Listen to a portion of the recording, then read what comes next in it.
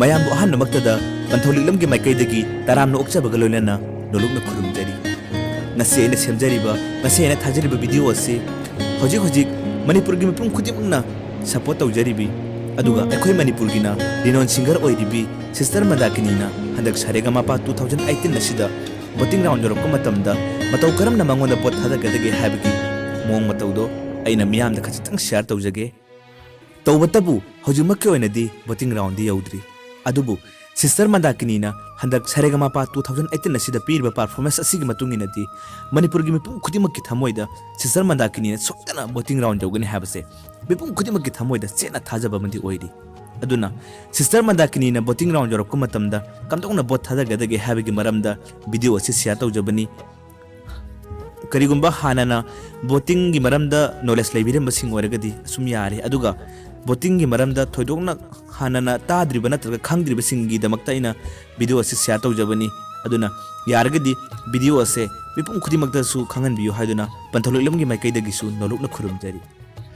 handakki Saregamapa 2018 la sigi oina bot thadabagi mong matau ase bakhal ahum mari thokna piri number 1 da miyam dai amukta khangan jarake Zeeb haiba application lase akhoi Android phone paiba singi damakta di mase download tawhaningi aduga masi download tawrba matungda register tawba yabane register tawbirani aduga register tawrba matungda option da Saregamapa voting 2018 nana yawgani aduda changbiraga hayeng voting matamduda akhoi Saregamapa voting 2018 haibsida click tawbiraga akhoina pamjaba akhoina bot thadinimba contestant sing ado makoina minglist ama thogolakani adubu akhoi manipur gidi maruina sister Mandakini da hairiba contestant thorok matamda mangonda voting asi click tawbiyo matamduda makoi gi Saregamapa da akhoi gi voting ama count tawgragani aduga number 2 dana akhoina chumnagi browser Google dagi changlaga voting tawbsiyai akhoina ahanba Google da changa matamda akhoi gi Gmail account amadi hangbi batare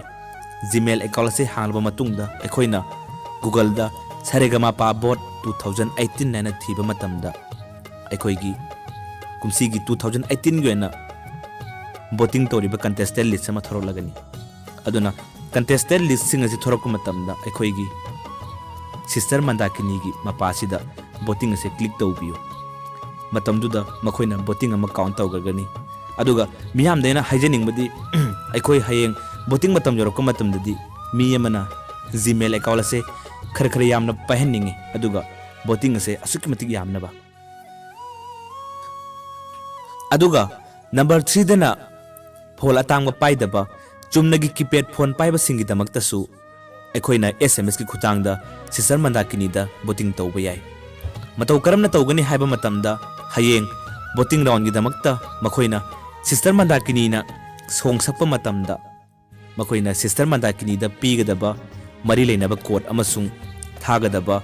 message number ado makoina sister Mandakini gi songsakpa matamduda makoina makha wairamna tharaklagani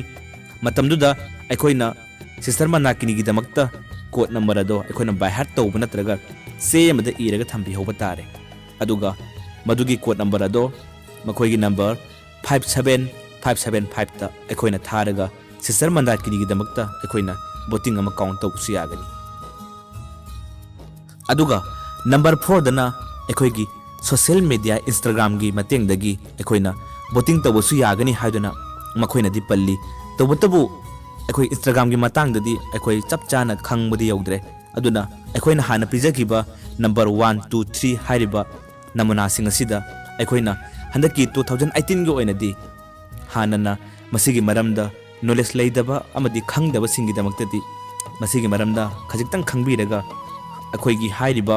vote nomin asida sister Mandakini gi damakta akhoi gi Manipur da leiriba mipum khutibangna sister Mandakini bu support tawbiyo haiduna su pantholilam gi maikai dagi su hanna amukasu khurum jari